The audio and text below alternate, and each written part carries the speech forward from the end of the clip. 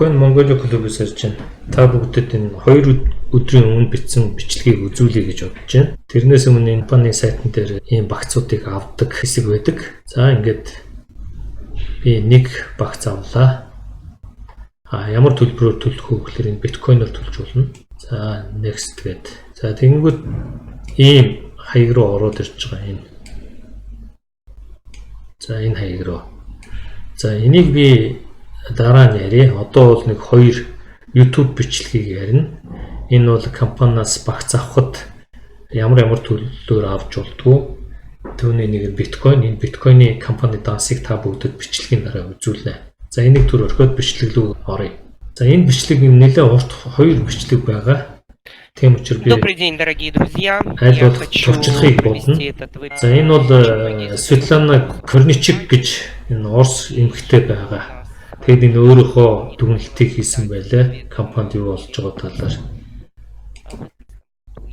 За ингээд төвчлөө. Энэ бол Дэлбартай их ойр бүсгүй. Тэгэд би Дэлбартай хизээ танилцсан компанид хэдэн онд орсон гэдээ ярьж илээ. 14 онд орсон. Дэлбарт бол их ойр янз бүрийн үйл ажиллагаанд хамт явдаг. Хоёулаа Diamond ийм цолтой. За ингээд гүйлгээд явж шүү. Та бүгд цаг алдахгүй тулд гол нь гол санаа штэ. За тэгээд ингээд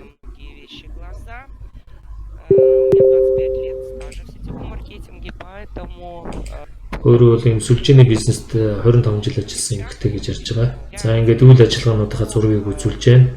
Энэ Белялев гэдэг нөхөр, энэ Дэлбар Ли, энэ өөрөө хэн Светлана Корничук гэдэг энэ эмэгтэйг мэдгүй. За Стас гэж хүн юм байна. Эхнэр нь.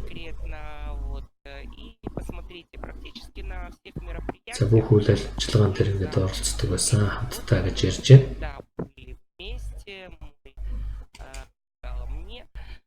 За энэ дээр нэг гол юм юу ярьсан гэхээр энэ зурган дээр байгаа хүнийг бол Ава нэрийн энэ хүнийг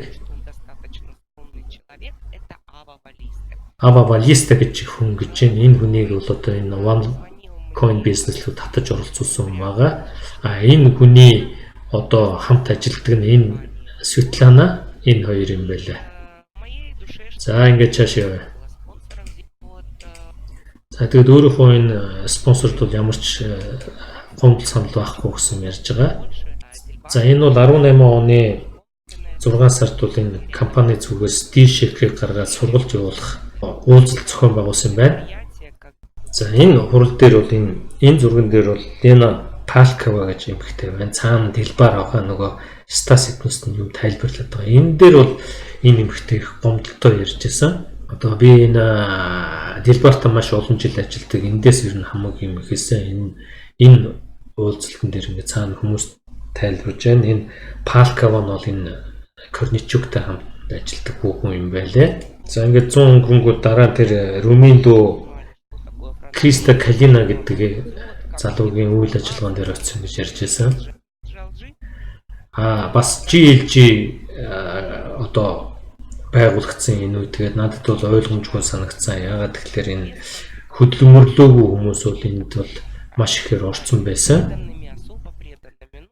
Тэгээд их үнэн шудраг гэдэг байдлаар энэ GLG хүрээнд бол оруулсан байлаа. Энэндээ бол санал нийлэхгүйгээ ярьж байгаа юм. За тэгээд энэ дээр нэг чухал юм юу ярьсан гэхээр 17 оны 10 сар Рушаг хүртэл компани шал өрөөсөн. 17 оны 10 сараас бол тис ондоо болж эхэлсэн гэж ярьж байгаа. За 99.9% магадaltaгаар бол би энэ Рушаг байхгүй болсон гэж бодож байна. Гэхдээ бүр нас орцсон ч гэдэм үү ямар нэгэн газар хүмүүст хоригдоод хүчээр хоригдоод байна гэж айлын байхыг мэдэхгүй. Ямар ч үсэн компани үйл ажиллагаанд бол 17 оны 10 сараас бол Ружа бол байхгүй, компанид байхгүй байгаа гэдэг ярьж байгаа. Зарим хүмүүс бол Ружаг бол мөнгө аваад хоёрт хүүхдэд төрүүлээд ингээд сайхан амарч байгаа гэд хаана гэдгийг мэддэхгүй нуугдсан гэдэг дээр санал нийлэхгүй байгаа гэсэн өөрийнхөө бодлыг ярьж илээ. Яагаад тэгэхээр энэ нэмэгтэй бол маш их тийм амбицлог, сайн талын амбицтай. Өөрөө бол энэ бизнесийн талаар маш их хүч гаргадаг өөрөө ирч хүчтэй эмэгтэй учраас би бол алга болсон гэж бодохгүй байгаа гэж үзэж байгаа. Мөнгө аваад зүгцэн гэж. Энэ хугацаанд бол энэ Светланагийн бодож байгаагаар Ружагийн одоо ямар нэгэн шийдвэрээр энэ компани хөдлөөдөөс юм байхгүй гэсэн тийм тайлбарыг тавьж байна. За санхүүгийн ертөнцид бол компани тампуурхын ирмэг төртөл ямар нэгэн арга хэрэгслүүдийг тийм учраас энэ бол боломжгүй Ружа ингээд байлгаад тах гэсэн тийм ярьж байна. Энэ компаниг бол авч болно. Өөрөөх нь мэрэгжил бол энэ дээд сургууль аж ахуйн үйл ажиллагаа шинжилгээ хийдэг юм мэрэгжилтэй бүсгүй юм байна. Кризисийн эсрэг менежмент хийсэн гэдэг ийм янз бүрийн явуулах ёстой гэсэн ярьж байгаа. За Ружа бол энийг бол компаниг зохиохдоо яг скам маягаар зохиосон гэдэгт бол би итгэхгүй байна гэсэн өөрийнхөө дүгнэлтийг ярьж байна. Янз бүрийн тэр хаалттай сан хээж фондуудад Ружагийн цуглуулсан мөнгнүүд бол энэ манай экосистемийг дэмжихэд зориулагдах ёстой байсан. Дэвшэкэрч юм уу тийм ээ. Энэ платформыг бол бүрэн хүчин чадлаар нь ажиллуулахын тулд тэр мөнгийг хэрэглэх ёстой байсан юм аа. Янз бүрийн даасан байсан тэр мөнгийг гэж байгаа. Экосистемийг дэмжихэд тэр мөнгнүүд хэрэглэгдэх ёстой байсан гэсэн юм хэлж байна. За энд бол тодорхой хэмжээний хүмүүс бол их саад хийсэн. Их муу зүйл хийсэн гэсэн юм ярьж байгаа. За тэгээд нэг тодорхой бичлэг сонсуулъя гэж байгаа. За энэ болохоор 18 оны 9 сард болсон бичлэг гэж байгаа. Энэ яриад байгаа цаатлын эрэгтэй хүн бол тэр Ильялев гэдэг түрүүн зурган дээр байсан тийм ээ. Одоо хаана вэ? Тэр гараа өргөцсөн лиг яажууд байгаа хүн. Тэгэхээр чи бидний оролцоогүй ямар нэгэн зөвшөөрлгүйгээр энэ бүтцэд өөрчлөлт оруулаад манай багч юм өөр хүн ингээд зөвшөөрдгөө хийж гинэ. Стас гэдэг хүнийг хийж гэн. Стас их нэртэйгээ ямар нэгэн баг бүтэц байхгүй гэсэн юм ярьж байгаа. За ингээд хамгийн сонирхолтой юм хэлж байгаа. Дубай явснаас гэдэг ингээд нэгдүгээр хэсэг дуусчих. За одоо хоёрдугаар хэсгийн бүгдээрээс бас.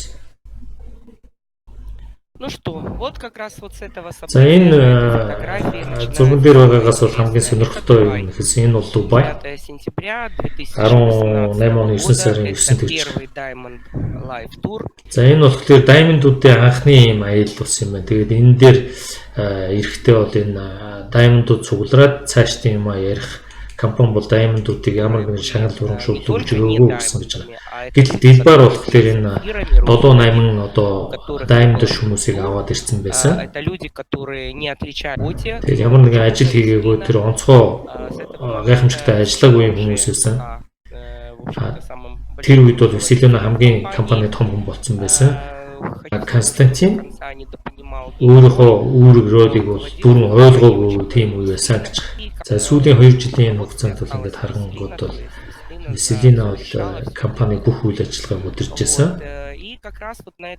За яг энэ үйл ажиллагаан дээр болохоор Анита Астас хоёр хурж ирээд ингээд Diamond болсон.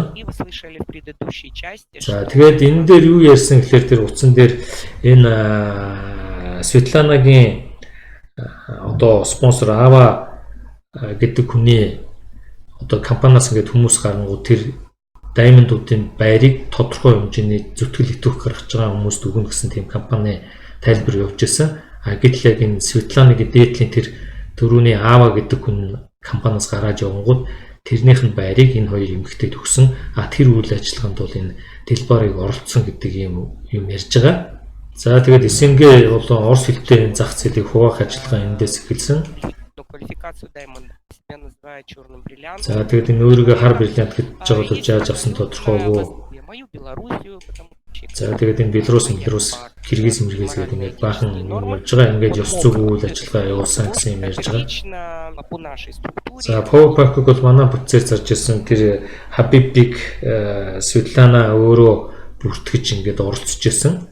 Гэтэл тэр Светлана гэдэг нь болохгүй учраас оронд нь дэлбарыг авч тавьсан гэж. Дэлбар болохоор ингээд бүх Орос хэлтэй бүтцийг хариуцуулахыг хүсэн. Тэгээд Power Pack-ыг бол Selena Svetlana-гаар заруулж ирсэн И, в общем-то, гэсэн итог, который мы с зүйлийг вами хэлж байгаа. на сегодняшний день, Үүний үр дүнд одоогийн байгаа байдал дээр бирсэн байгаа гэсэн ярьж байгаа. За тэгээд энэ сургалт Power Pack тараах гэдэг маш их мөнгө өрсөжсэн. Зөвхөн тэр бол нэг урсгалаар явж ирсэн. Энэ бол дэлбараар дамжаад Vesselinаар тэр иржсэн гэсэн тайлбар тавьж байгаа. За 2017 онд бол Power Pack promotion маягаар хийгдсэн боловч 17 онд бол Power Pack зогсоогүй. Буцаад үргэлжилсэн. Ингээд байнгын хэлбэртэй болоод тэр мөнгө нь бол компаниас гадуур өөр харманд орж ирсэн гэсэн юм дүгнэлт ярьж байна. За тэгээд одоо бол Vesselina байхгүй болсон дэлбарын эрх мэдэл бол байхгүй болж байгаа гэсэн юм ярьж байна. За одоо тэгээд та бүгдийг өөрийнхөө Vesselina юм уу өөртөө татах ч юм уу оролцуулах юм орлого хийшүү гэдээ анхааруулсан юм ярьж байна. За тэгээд зохио байгууллагууд бол тэр Vesselina дэлбар эднүсийн компаниас гадуур гүйцүүлсэн мөнгийг бол асууж очно гэсэн юм ярьж байгаа. За энэ бол сайн санаа биш. Гэхдээ Simon Lee эднүсийн юу ихийг харъя гэсэн юм ярьж байгаа. За энд их чухал юм ярьсан. За компаниг бол жилийн өмнө аварж болох гэсэн хосог өрдөө бол санал болгож ирсэн. Тэгээд нэлээд их мөнгө санал болгосон. Тэр компани нь болохоор логистик компани IT-ийн тэгээд энэ D-Shaker эднүсийг бол маш хүчтэй хөгжүүлээд блокчейн байхгүй ч гэсэн одоо блокчейн хийчих болно гэсэн юм ярьж байгаа. За энэ дээр их анхааралтай сонсороо. За энэ компаниг аварж болох байсан. Одоо мөнгө хэрэгтэй компаниг авахын тулд мөнгө байхгүй бол Ружа алон болонгууд байхгүй болсон. Шүүх хурал дээрээс та бүгд харсан баха. Экосистем дэмжих мөнгө бол байхгүй болсон гэдэг мэдж байгаа. Цуглуулсан байсан мөнгнүүд нь Vesselina энэ хугацаанд бол жил хагасны хугацаанд Power Pack тарааж авсан мөнгө нэлээд их мөнгө байсан. Энэ бас мөнгө за биднүүсийн хэрэгцээнд яваагүй гэсэн юм ярьж байгаа. Печальное такое событие, и оно касается абсолютно всех. За энэ таарамжгүй мэдээ та бид бүгд тамаатай. Яагаад гэвэл дэлбарын тусламжтайгаар маш их зал зөөр хийгдсэн. Очень трудно будет спасти компанию. За компаниг одоо аврахад маш хэцүү одоогийн нөхцөлд одоо бол итгэх хэрэггүй. Ямар нэгэн шийдэлтэй гарч ирнэ, бирж дээр гарна гэж итгэх хэрэггүй.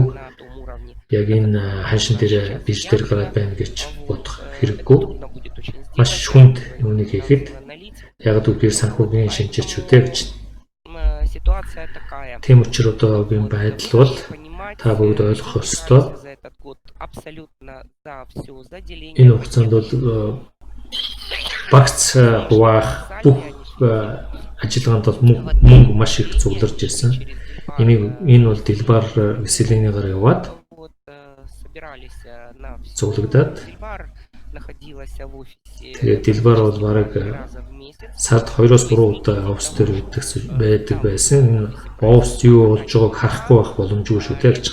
За би удаан хугацаанд ойлгохгүйсэн. Надыг яагаад ингэж эндээс гаргацсан гэдэг маш их олон зүйлүүд тодорхой болж байна. Ямар хүмүүс энэ дээр ажиллаж байсан юм бэ? Ийм бодол санаатай хүмүүс бол ажиллахад бүтэхгүй гэсэн юм ярьж байгаа. За дэлбар бол ингээд бүгдийг зарж үрсэн гэсэн юм ярьж байна. Ингээд дэлбарт холбоотой хүмүүс ямар хариу үйлдэл хийхийг би хүлээж байгаа ойлгомжтой. За засах компаниг бол аварж засах боломж байгаа маш хүнд байх болно. Засаж болно гэсэн юм ярьж байгаа. За ингээд Корничук ярьлаа гэж. За энэ 2017 оноос өмнө 17 оны 10 сараас компани нэг өөрөөс маш их цэвэр хууль ёсны дагуу байсан. Их ухаанлаг мөнгөтэй удирчилсан авиаслаг суу ухаантай. Би тэгээд энэ итгэхгүй байна гэдгийг дахин цохон тэмдэглэе. Энэ Rouge scam үүсгэж гэж бодохгүй байгаа. Маш их баримтуудыг судалж суучрал би итгэхгүй байна. Хамгийн асуудал нь бол одоо бидэнтэй байхгүй. Энэ 2 жилийн хугацаанд бол Rouge ямар нэгэн шийдвэр гаргаж байгаагүй. За баярлалаа. Иймэрхүү мэдээлэл. За иймэрхүү мэдээлэл байна. Нөгөө нэг нь энэ түрүүн би та нарт үзүүлсэн биткойны хаяг байгаа. Биткойн уу крипто валют бол маш их олон ярьж байгаа манай клубын зүгээс технологиор суурилсан байх ёстой. Тэгээд интернет дээр хүн болгон орж харж гүйлгээг нь хардаг байх ёстой. Өөрсдөө төрөвчтэй байх ёстой. Хамааралгүй. За төвлөрсөн блокчейнтэй ч байсан өөрсдийн бас төрөвчтэй тэрэндээ хардаг, чөлөөтэй шилжүүлдэг ийм байх нь зөв байна. Хөрөнгөө бол өөрсдөө удирдна. Блокчейн нь бол төвлөрсөн байж болно. Хичнээн ширхгийг гаргах, өөрчлөх, тэрийг хаахыг бол компани мэддэг ийм учиртай байна. За энэ гүйлгээг ингээд харж байгаа. Энэ бол гүйлгээнүүд тийм ээ хэддүгээр блок үү гэдэг нь хамгийн сүүлд бол компани 0.02 биткойн орсон байна. За энэ би энэ бичлэгийг бас яг энэ юу яаж болохыг та нарт үзүүлж байсан. Константиныг баригдахаас өмнө компанид бол 100 биткойн байсан. 3 сарын 7-нд баригдсан. Тэгээд Константиныг баригдсанаас хойш 70 биткойн эндээс гарсан. 3 сарын 22-нд дараа нь 3 сарын 30-нд 30 биткойн. Ингээд 100 биткойн гарсан байна. Ингээд 19 оны 3 сарын 30-наас хойш бас энэ компани руу тодорхой хэмжээний хөрөнгө оруулалт хийх гэдэг нь хүмүүс хийсээр гоод нэг 40 хэдэн биткойнтой болсон. Энийг бол бас гаргаад аваад явсан байна. 47 биткойн. Энэ 19 оны 3 сарын 30-наас хойш 19 оны 9 сарын 24-нд хүртэл 47 биткойн ингээд орсон гаргацсан байна. За энийг бол Ружа авч гин үү, Селина авч гин үү, ямар ч байсан нэг 150 биткойн буюу одоо нэг 7000-аар ботход энэ за 150 биткойныг 10,000 доллараар ботход нэг сая 500,000 долларын хөрөнгийг энэ даснаас нь говьчулсан байна. Аваад явцсан байна. Говьчулсан ч юм уу. Нийт энэ дасанд бол 2060 биткойн орсон байгаа. 10,000-аар тооцсон бол 20 сая 600,000 доллар гэсэн үг. За анхаарал тавьсанд баярлалаа. Баярлалаа.